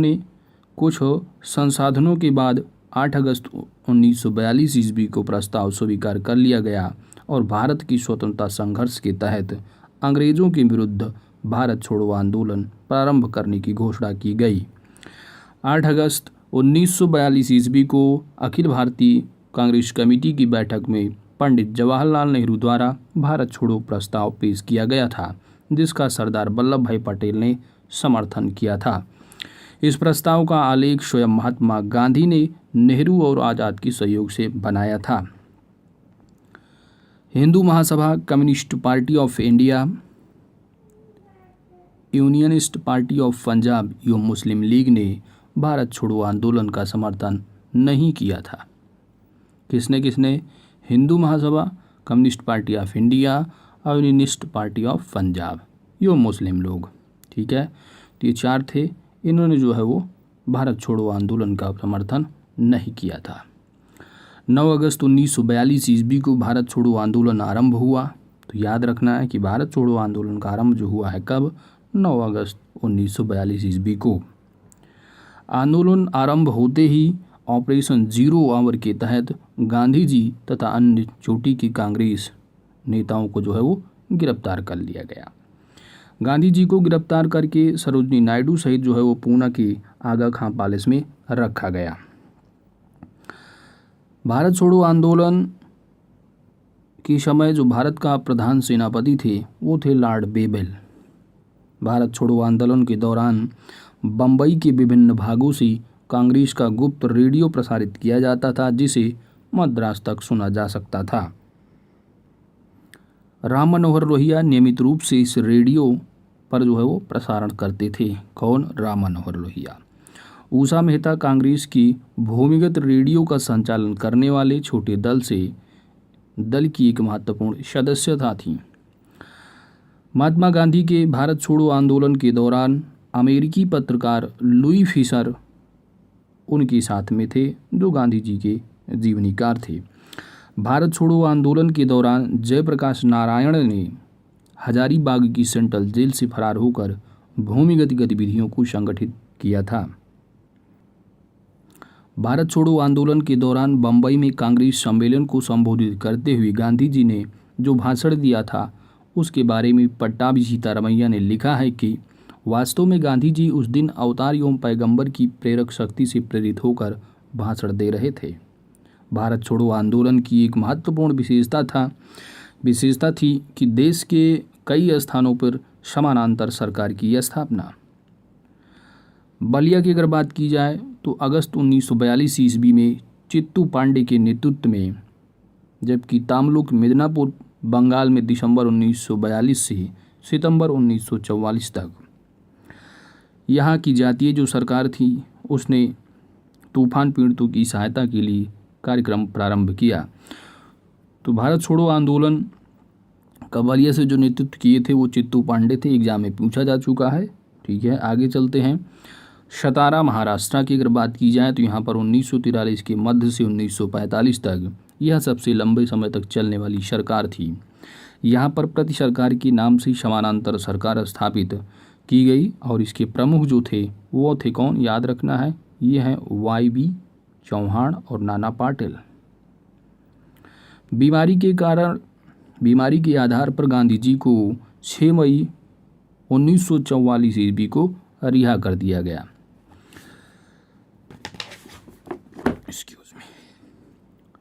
विंस्टन चर्चिल ने गांधी जी के रिहाई के संबंध में कहा है कि जब हम हर जगह जीत रहे हैं तो ऐसे वक्त में हम एक कमबख्त बुढ़े के सामने कैसे झुक सकते हैं। यह किसने कहा था? विंस्टन चर्चिल ने, जो हमेशा हमारा दुश्मन रहा है। गांधी जी के बारे में ऐसा बोला है। चलो, भारत छोड़ो तथा करो या मरो का नारा यूसुफ मेहर अली ने दिया था। तो याद रखना है कि भारत छोड़ो और करो मरो का जो नारा दिया गया था वह किसके द्वारा? तो यह यूसुफ मेहर अली ने। ठीक है, कंफ्यूज नहीं होना। ठीक है, तो यह नारा जो है दिया गया था, बाकी महात्मा गांधी के द्वारा यह बोला गया था कि करो या मरो, डू और डाई। ठीक है, नेताजी सुभाष चंद्र बोस का जन्म 23 जनवरी 1897 ईस्वी को उड़ीसा के कटक में हुआ था। सुभाष चंद्र बोस को बस 1938 में भारतीय राष्ट्रीय कांग्रेस का अध्यक्ष बनने के बाद गुरुदेव रविन्द्रनाथ टैगोर द्वारा शांति निकेतन में देश नायक की उपाधि से सम्मानित किया गया था। तो याद रखना है कि सुभाष चंद्र बोस को देश नायक की उपाधि से किसने सम्मानित किया था? तो रविन्द्रनाथ टैगोर, शांति निकेतन में। ठीक है। अच्छा, रविन्द्रनाथ टैगोर ने गांधी जी को भी महात्मा की उपाधि दी थी चंपारण के दौरान। किसने? रविन्द्रनाथ टैगोर ने ही। और राष्ट्रपिता महात्मा जी को किसने कहा था गांधी जी को? वो थे सुभाष चंद्र बोस। महात्मा गांधी ने सुभाष चंद्र बोस को देशभक्तों का देशभक्त कहा था, और जबकि सुभाष चंद्र गांधी को क्या कहा था? राष्ट्रपिता। सुभाष चंद्र बोस ने कांग्रेस की अध्यक्ष का पद त्याग देने के बाद 3 मई 1939 ईस्वी को फॉरवर्ड ब्लॉक की स्थापना की थी। अच्छा, ये जो बनाए गए थे सुभाष चंद्र बोस राष्ट्रीय कांग्रेस अधिवेशन, ये हरिपुरा के बनाए गए थे सबसे पहले सब। ठीक है। 1938 ईस्वी में हरिपुरा गुजरात। ठीक है, याद रखना है। हम लोग पिछले चैप्टर या पिछले लेक्चर में कर चुके हैं। आज़ाद हिंद फौज की स्थापना मूलतः कैप्टन मोहन सिंह ने की थी। आज़ाद हिंद फौज की पहली डिवीज़न का औपचारिक गठन सितंबर 1942 में हुआ और कैप्टन मोहन सिंह इसके प्रथम सेनापति बने थे। 21 अक्टूबर 1943 ईस्वी को सुभाष चंद्र बोस ने सिंगापुर में स्वतंत्र भारत की अस्थायी सरकार दैट इज आज़ाद हिंद सरकार का गठन किया था। कहाँ पर? सिंगापुर में। आज़ाद हिंद फौज का पुनर्गठन जुलाई 1943 ईस्वी को सुभाष चंद्र बोस के नेतृत्व में किया गया। कांग्रेस ने आज़ाद हिंद फौज का बचाव समिति का गठन किया, जिसमें भोला भाई देसाई के नेतृत्व में तेज बहादुर सप्रू, कैलाशनाथ काटजू, अरुणा आसफ अली और जवाहरलाल नेहरू प्रमुख वकील थे। कैबिनेट मिशन 24 मार्च 1946 को दिल्ली आया। कब? तो याद रखना, मिलान करने को भी आता है एग्जाम में। कैबिनेट जो मिशन आया था वह 24 मार्च 1946 को। इसकी अध्यक्ष जो रहे वह भारत मंत्री लॉर्ड पैथिक लॉरेंस थे तथा अन्य 2 सदस्य थे वो स्टेफोर्ड क्रिप्स जो अध्यक्ष थे बोर्ड ऑफ ट्रेड के, और एबी अलेक्जेंडर जो नौसेना मंत्री थे। तो याद रखना है कि 24 मार्च 1946 को कैबिनेट मिशन भारत दिल्ली आया और इसके अध्यक्ष थे लॉर्ड पैथिक लॉरेंस थे। अन्य 2 सदस्य थे वो थे स्टेफोर्ड क्रिप्स और एबी अलेक्जेंडर। कैबिनेट मिशन ने ही त्रिस्तरीय शासन व्यवस्था यानी जो पंचायती राज सिस्टम है इसको सुझाया था। कैबिनेट मिशन 1946 ने वायसराय की एग्जीक्यूटिव काउंसिल का पुनर्गठन करके अंतरिम सरकार का गठन का सुझाव दिया, जिसमें वार मेंबर सहित सभी विभाग भारतीय सदस्यों द्वारा धारण किए जाने थे। मौलाना अबुल कलाम आज़ाद कैबिनेट मिशन के तहत भारत आगमन के समय भारतीय राष्ट्रीय कांग्रेस के अध्यक्ष थे। 24 अगस्त 1946 ईस्वी को पंडित नेहरू के नेतृत्व में भारत की पहली अंतरिम राष्ट्रीय सरकार की घोषणा तथा 2 सितंबर 1946 ईस्वी को इसका गठन हुआ, जिसमें प्रारंभ में मुस्लिम लीग की भागीदारी नहीं थी। वर्ष 1946 की अंतरिम सरकार में आसफ अली को रेल और परिवहन विभाग सौंपा गया था। लियाकत अली सहित लीग के 5 सदस्यों को 26 अक्टूबर 1946 ईस्वी को सरकार में मंत्री बनाया गया, जिसके कारण 3 कांग्रेसी सदस्यों सैयद अली जहीर, शरद चंद्र बोस तथा शरशफात अहमद खां को हटना पड़ा। 16 अगस्त 1946 ईस्वी की तिथि जो थी वह मुस्लिम लीग द्वारा सीधी कार्रवाई हेतु दिवस सुनिश्चित की गई थी। कौन सी तिथि? 16 अगस्त 1946 सीधी कार्यवाही दिवस किसके द्वारा? मुस्लिम लीग के द्वारा। कैबिनेट मिशन प्लान के अंतर्गत संविधान सभा का गठन किया गया था। किस प्लान के तहत? कैबिनेट मिशन प्लान था। कैबिनेट मिशन प्लान योजना के अनुसार कैबिनेट मिशन योजना के अनुसार जुलाई 1946 ईस्वी में संविधान सभा के चुनाव हुए।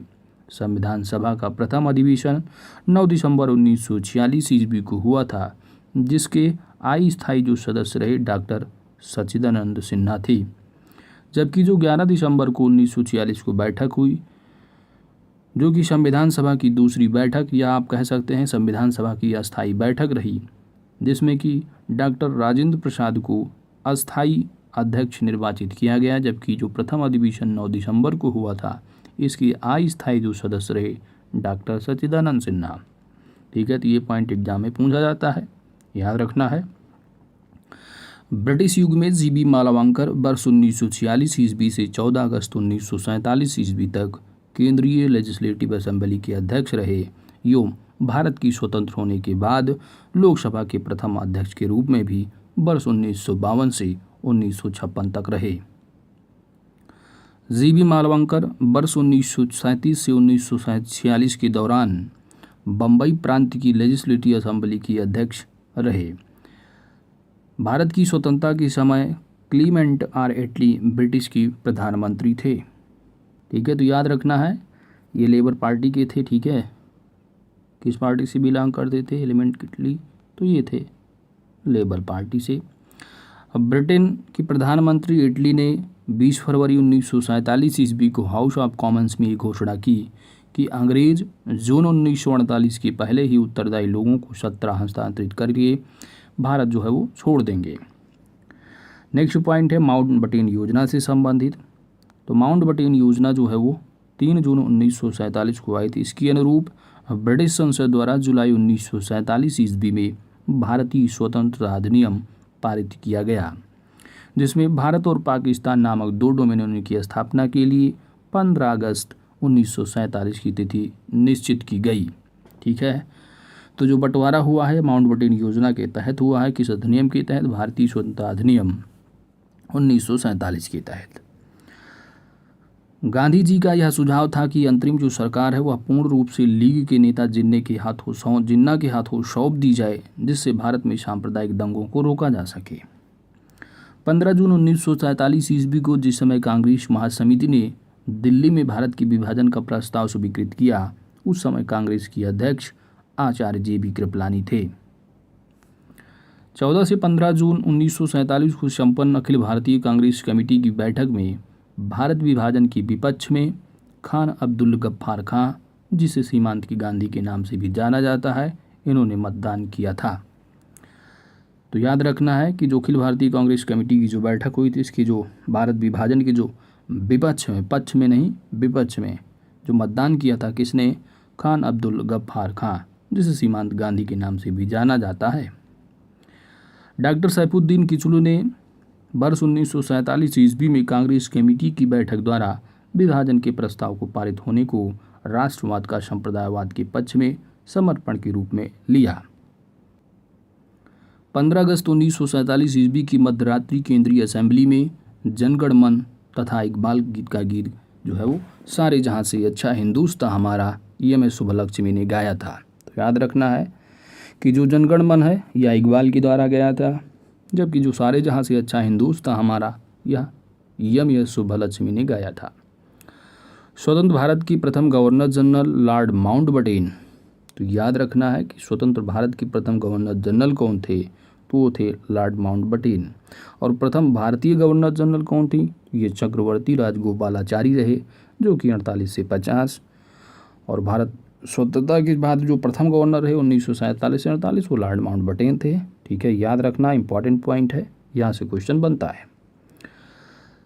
सी राजगोपालाचारी वर्ष 1948 से 50 के दौरान स्वतंत्र भारत की प्रथम भारतीय और अंतिम गवर्नर जनरल थे। तो स्वतंत्र भारत के प्रथम भारतीय और अंतिम गवर्नर जो जनरल थे कौन थे? सी राजगोपालाचारी। स्वतंत्र भारत के प्रथम विधि मंत्री कौन थे? तो डॉक्टर BR अम्बेडकर। और R कोपलैंड ने स्पष्ट शब्दों में लिखा था कि भारतीय राष्ट्रवाद तो अंग्रेजी राज की ही संतति थी। ब्रिटिश राज्य में भारत के एकीकरण पर KM पडिक्कर ने कहा था कि ब्रिटिश शासन की सबसे अधिक महत्वपूर्ण उपलब्धि भारत का एकीकरण था। कुछ विविध पॉइंट को देख लेते हैं। आमार सोनार बंगला गीत की रचना वर्ष 1905 ईस्वी में बंग भंग आंदोलन के दौरान रविन्द्रनाथ टैगोर ने की थी। भारत भारती के लेखक हिंदी के प्रसिद्ध कवि तथा राष्ट्र कवि की उपाधि से विभूषित मैथिली शरण गुप्त हैं। किसके लेखक? भारत भारती के। इनकी जो अन्य प्रमुख रचनाएं हैं मैथिली शरण गुप्त की, वो है पंचवटी, साकेत, यशोधरा, जयद्रथ वध आदि। 19वीं शताब्दी में उड़ीसा अकाल 1866 और 67 ने भीषण रूप जो है वो धारण किया था। ठीक है, तो 19वीं शताब्दी में उड़ीसा जो है वो अकाल में था। ठीक है, 1866 के दौरान इस अकाल को प्रकोप का समुद्र, that is sea of calamity कहा जाता है। जीबी मालवंकर ने वर्ष 1946 ईस्वी में सेंट्रल लेजिस्लेटिव असेंबली के अध्यक्ष बने थे। ऐसे प्रथम अध्यक्ष थे जिन्होंने औपचारिक विंग त्याग कर गांधी टोपी पहनकर सदन की अध्यक्षता की थी। गुरुदेव रविंद्रनाथ टैगोर को महान प्रहरी, द ग्रेट सेंटिनियर जो है वो, तो याद रखना है कि गुरुदेव जो रविंद्रनाथ टैगोर थे इनको महान प्रहरी, ठीक है, that is the great sentinel जो है वो महात्मा गांधी ने कहा था। ठीक है, तो महान प्रहरी रविंद्रनाथ टैगोर ने किसने कहा था? महात्मा गांधी ने। याद रखना। आगे चलते हैं दोस्तों। जय जवान जय किसान का प्रसिद्ध नारा भारत की भूतपूर्व प्रधानमंत्री लाल बहादुर शास्त्री ने दिया था।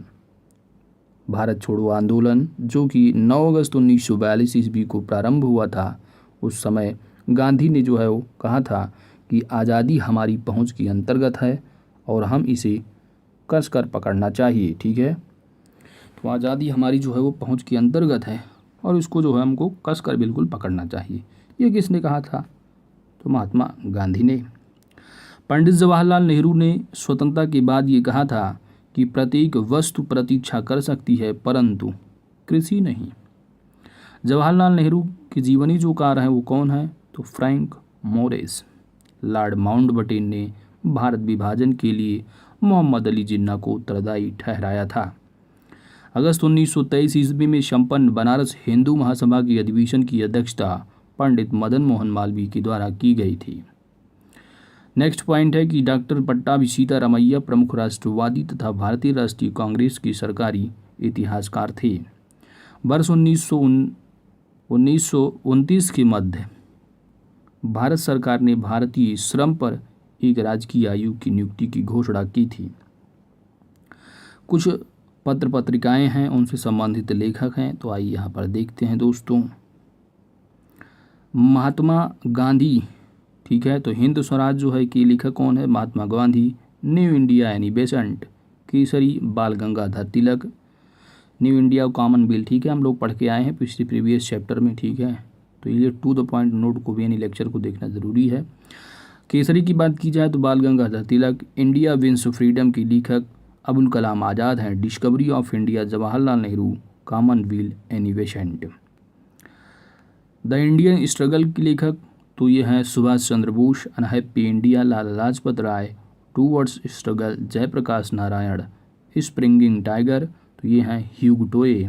जबकि American Witness to India Partitions के जो हैं लेखक ये हैं Phillips Talbot. India Divided doctor Rajendra Prasad हैं। The man who divided India के लेखक, ठीक है, तो याद कर रखना, कंफ्यूज नहीं होना है। इंडिया डिवाइडेड के हैं राजेंद्र प्रसाद, लेकिन the man who divided India ये हैं रफ़ीक जकरिया। जबकि अंधा युग के जो लेखक हैं ये हैं धर्मवीर भारती। ठीक है, नेक्स्ट बुक है वो है नेशन इन मेकिंग, तो इसके जो हैं वो हैं एस.एन. बनर्जी यानी सुरेंद्रनाथ बनर्जी हैं। माई एक्सपेरिमेंट विद ट्रूथ ये है महात्मा गांधी। अल हिलाल की अबुल कलाम आज़ाद। कामायनी के जयशंकर प्रसाद हैं। यंग इंडिया किसके द्वारा? तो ये है महात्मा गांधी। जबकि ऑटोबायोग्राफिकल राइटिंग्स के लेखक जो हैं ये Lala Lajpat Rai. India from Curzon to Nehru and after, इसके जो राइटर हैं लेखक हैं ये हैं दुर्गादास। रन्स एंड रूइंस के लेखक सुनील गावस्कर। मदर इंडिया के Catherine Mayo. The nation in making की सुरेंद्रनाथ बनर्जी। इंटरनल इंडिया के लेखक Indira Gandhi. Planning and the poor की लेखक B.S. मिन्हास हैं। तो ये रही महत्वपूर्ण पुस्तकें और उनके लेखक। ठीक है, चलते हैं नेक्स्ट पॉइंट की ओर। नेक्स्ट पॉइंट है कि J.H. व्हिटले जो है अध्यक्ष, ठीक है, J.H. व्हिटले किसके, तो अभी जो पीछे पड़ के आए भारतीय श्रम जो आयोग कमीशन गठित हुआ था इसकी अध्यक्ष। बंगाल दुर्भिक्ष वर्ष जो वर्ष रहा वह 1943 है। शीत युग काल में विश्व स्तर पर शांति और पारस्परिक सहयोग की स्थापना करने के लिए भारत की प्रधानमंत्री जवाहरलाल नेहरू द्वारा गुटनिरपेक्षता का सिद्धांत प्रस्तुत किया गया। प्रसिद्ध बांग्ला उपन्यासकार बंकिम चंद्र चट्टोपाध्याय 1858 ईस्वी में कलकत्ता विश्वविद्यालय के प्रथम स्नातक थे। अबुल कलाम आज़ाद ने देवबंद से संबंधित थे, यानी जो अबुल कलाम आज़ाद थे वो देवबंद से संबंधित थे और उन्होंने अल नदवाह का प्रथम जो है वो प्रकाशन किया। भारत में सबसे पहले केरल में वर्ष 1957 ईस्वी में साम्यवादी सरकार की स्थापना हुई थी। भारत के आर्थिक विकास के लिए गांधी जी ने लघु तथा कुटीर उद्योगों के विकास पर बल दिया और वहीं नेहरू भारी औद्योगिकरण के पक्षपोषक थे। द्वितीय विश्व युद्ध के बाद ब्रिटिश प्रधानमंत्री क्लीमेंट एटली ने कहा था कि डोडो जो कि एक विलुप्त पक्षी थी उसी की भांति साम्राज्यवाद जो सिद्धांत है वह दिवंगत हो चुका है। फ्रांसीसी क्रांति जो रही वह 1789 ईस्वी में फ्रांस में हुई थी। भारत की प्रथम प्रधानमंत्री जवाहरलाल नेहरू की मृत्यु चौथी पदावधि यानी ये 47 से 52, फिर 52 से 57, 57 से 62 और 62 से 64 के दौरान जो है ये प्रधानमंत्री रहे। उसके बाद जो है इनकी मृत्यु जो है वो हो गई। चौथा कार्यकाल रहा प्रधानमंत्री के तौर पर, उस समय 27 मई 1964 को इनकी मृत्यु हो गई। जवाहरलाल नेहरू संसद सदस्य के रूप में इलाहाबाद की फूलपुर संसदीय क्षेत्र का प्रतिनिधित्व कर रहे थे। वर्ष 1999 ईस्वी में कारगिल विवाद के दौरान भारत ने पाकिस्तान के विरुद्ध सफल सैन्य कार्रवाई की थी जिसे ऑपरेशन विजय की संज्ञा दी गई थी।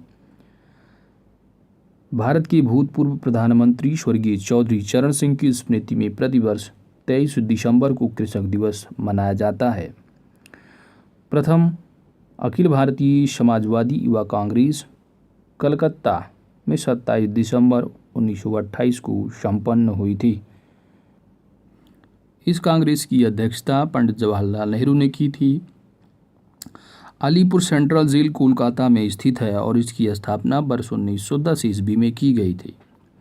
हैदराबाद रियासत में सैनिक कार्यवाही के दौरान ऑपरेशन पोलो चलाया गया था। पश्चिम बंगाल राज्य का सचिवालय जो भवन है वो राइटर्स बिल्डिंग के नाम से जाना जाता है। वर्तमान में सर्वाधिक प्रचलित कैलेंडर ग्रिगोरियन कैलेंडर है। कौन सा है, तो ये है ग्रिगोरियन कैलेंडर, वर्तमान में सर्वाधिक प्रचलित है। मदर टेरेसा का जन्म अल्बानिया में वर्ष 1910 ईस्वी में हुआ था और वर्ष 18 वर्ष की आयु में जो है ये उन्होंने एक मिशनरी की सदस्यता ग्रहण कर ली थी। कौन, मदर टेरेसा। 5 सितंबर 1997 ईस्वी को मदर टेरेसा की मृत्यु के समय उन्हें भारत की नागरिकता प्राप्त थी। फतेह सिंह राठौर को टाइगर मैन के उपनाम से भी जाना जाता है। विश्व की प्रथम महिला प्रधानमंत्री होने का गौरव श्री माओ भंडार नायके जो कि श्रीलंका की नहीं, इनको प्राप्त है। 10 डाउनिंग स्ट्रीट ब्रिटिश प्रधानमंत्री सरकारी आवास का नाम है। द्वितीय विश्व युद्ध के बाद जर्मनी अमेरिकी प्रभावित पश्चिमी जर्मनी एवं रूसी प्रभावित जर्मनी पूर्वी जर्मनी में विभाजित हो गया था, जो कि 40 वर्षों से अधिक समय के बाद 3 अक्टूबर 1990 ईस्वी को पुनः एकीकृत हुआ। चीन के लियांग प्रांत के निवासी शाई लोन ने 105 ईस्वी में कागज का निर्माण किया था। नेक्स्ट पॉइंट आपका है प्रमुख व्यक्ति दे रखे हैं और उनके लोकप्रिय उपनाम हैं। तो खान अब्दुल गफ्फार खां को सीमांत गांधी के नाम से भी जाना जाता है। महात्मा गांधी को राष्ट्रपिता और बापू के भी नाम से भी। दादा भाई नौरोजी को वयोवृद्ध पुरुष के नाम से, जबकि सरदार वल्लभ भाई पटेल को लौह पुरुष के नाम से जाना जाता है। लाला लाजपत राय को पंजाब केसरी के नाम से, टी प्रकाशम को आंध्र केसरी, ठीक है। पंजाब केसरी से कौन है? लाला लाजपत राय, जबकि आंध्र केसरी नाम से जो है वो है टी प्रकाशम। शेख मुजीबुर रहमान, ये हैं बंग बंधु के नाम से जाने जाते हैं। चितरंजन को जो है वो देश बंधु के नाम से, जबकि CF एंड्रूज को दीनबंधु, बाल गंगाधर तिलक को लोकमान्य के नाम से, जयप्रकाश नारायण को लोकनायक, पंडित मदन मोहन मालवीय को महामना, मोहम्मद बिन तुगलक की अगर बात की जाए तो विरोधाभासों का मिश्रण, Napoleon Bonaparte, man of destiny, doctor Rajendra Prasad को देश रत्न और डॉक्टर आज़ाद शत्रु के भी नाम से भी, ठीक है, और सुभाष चंद्र बोस को नेताजी, जबकि जवाहरलाल नेहरू को जो है वो चाचा के नाम से, और भगत सिंह को शहीद आजम, सरोजनी नायडू को भारत की कोकिला, लता मंगेशकर को स्वर कोकिला, PT उषा को उड़न परी, मदर टेरेसा को निर्मल हृदय, वल्लभ भाई पटेल को सरदार या लौह पुरुष, अमीर खुसरो को तोताए हिंद, जगजीवन राम को बाबूजी, और समुद्रगुप्त को भारत का नेपोलियन, सुनील गावस्कर को लिटिल मास्टर, ध्यानचंद्र जो कि हॉकी के जादूगर, ध्यानचंद पुरस्कार भी पढ़ते हैं हम लोग, एडोल्फ हिटलर, इनको जो है फ्यूहरर के नाम से, और महाकवि कालिदास को भारत का शेक्सपियर भी कहा जाता है। मोहम्मद अली जिन्ना को कायदे आजम, ये रहे प्रमुख व्यक्तित्व और उनके जो है वो उपनाम, ठीक है। तो दोस्तों इसी के साथ जो है हमारा जो भारतीय राष्ट्रीय आंदोलन रहा, यह अंतिम चैप्टर था 5वां, इसी के साथ हम जो है भारतीय राष्ट्रीय आंदोलन को कवर कर लिए हैं। अब इसके बाद हम लोग